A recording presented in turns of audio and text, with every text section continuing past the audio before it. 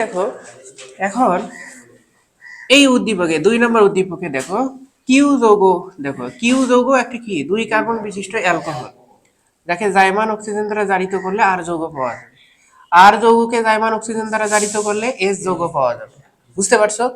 আচ্ছা, তো এখানে কিউ যৌগ 2 কার্বন বিশিষ্ট অ্যালকোহল, 2 কার্বন বিশিষ্ট অ্যালকোহল কে বলতো? ইথানল। তাহলে ইথানল CH3 CH2OH, ইথানল। সেটাকে আমরা যদি জাইমান অক্সিজেন দ্বারা জারিত করি, এখানে কিউ যৌগটা, ঠিক আছে, কিউ যৌগ জাইমান অক্সিজেন দ্বারা জারিত করি, তো এই জাইমান অক্সিজেনটা পাওয়া যাবে আসলে সালফিউরিক অ্যাসিড। হ্যাঁ, potassium dichromate, sulphuric acid A2Cr2O7 আর সালফিউরিক অ্যাসিড। তাহলে এখানে অ্যালকোহল থেকে অ্যালডিহাইড তৈরি হয় 2 কার্বন বিশিষ্ট, তাহলে 2 কার্বন বিশিষ্টকে ইথানল CH3CHO। তাহলে এই যে যৌগটা, এই সেই আর যৌগ, ঠিক আছে। এই আর যৌগকে আবার জাইমান অক্সিজেন দ্বারা জারিত করলে কি পাওয়া যাবে? এস যৌগ পাওয়া যাবে, ঠিক আছে। তাহলে এই যে আর যৌগটা CH3 তারপরে CHO, একে আমরা জাইমান অক্সিজেন দ্বারা আবার জারিত করব, ঠিক আছে। এগুলো সব ঠিক থাকবে, তাহলে এস যৌগ পাওয়া যাবে। এস যৌগটা অ্যালডিহাইডকে জাইমান অক্সিজেন দ্বারা জারিত করলে কি পাওয়া যায়? জৈব অ্যাসিড পাওয়া যায়। তাহলে এখানে CHO এর জায়গায় আমরা COOH লিখব। তাহলে CH3COOH, অর্থাৎ আমরা কাঙ্ক্ষিত এস যৌগ পেয়ে গেলাম। এটা হচ্ছে ইথানোয়িক অ্যাসিড।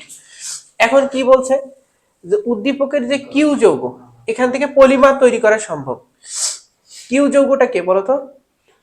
এই যে ইথানল। ইথানল থেকে কি পলিমার তৈরি করা যাবে? এই কিউ যৌগ থেকে পলিমার তৈরি করা সম্ভব। সেটা কিভাবে?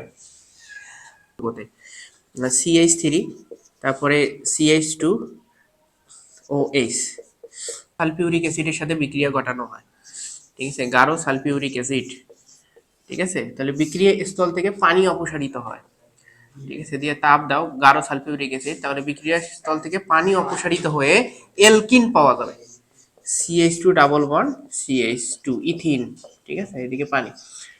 এই যে ইথিন পাওয়া গেল না, এই এলকিন থেকে কি পলিমার তৈরি করা সম্ভব কিনা বলো? ইথিন থেকে পলিথিন তৈরি করা সম্ভব, তোমরা জানো।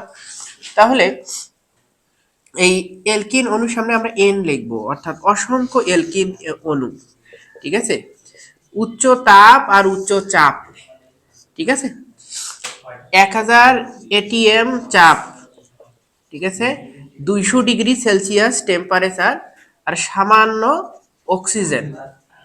সামান্য অক্সিজেনের উপস্থিতিতে বিক্রিয়া করে এইদিকে পলিমার তৈরি করে। কোন কথা বলিও না, কোন পলিমারটা তৈরি করবে?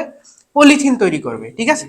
তাহলে জাস্ট কি করব, এখানে আমরা একটা বন্ধন ভেঙে দেব, ভেঙে দিয়ে দেখো CH2 বন্ড CH2, এইদিকে একটা বন্ড বের করে দেবো, এইদিকে একটা বন্ড বের করে দেবো, কারণ এখানে অসংখ্য পলিমার অণু আছে, অসংখ্য ইথিন অণু আছে।